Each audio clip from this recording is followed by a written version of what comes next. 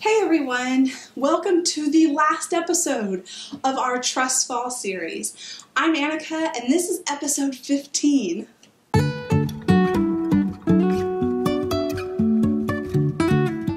So last time we talked about how building relationships connected to classroom management.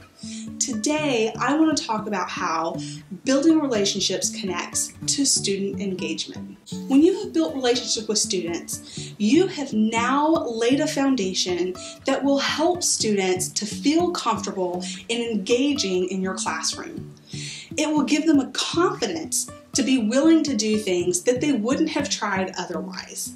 It really helps students be willing to try new ideas. So I have a great example of this. I work really hard to build relationships with my students, and I think that that's where it comes in that I have such great engagement in my classroom.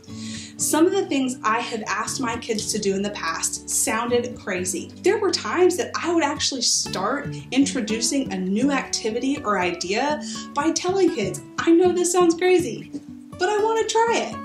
And kids were willing to try it because they knew that I was trying something new and they could try with me, and that there was no judgment because they were open to trusting me with doing something different, and it was going to be okay if we didn't do well with it. We just wanted to try. That kind of relationship took time to build, but man, did it pay off.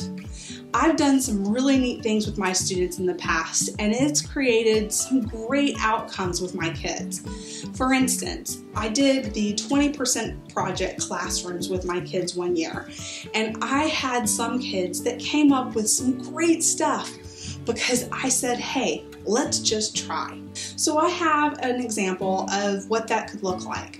I gave my students a list of choices they could use to show their learning for a particular topic.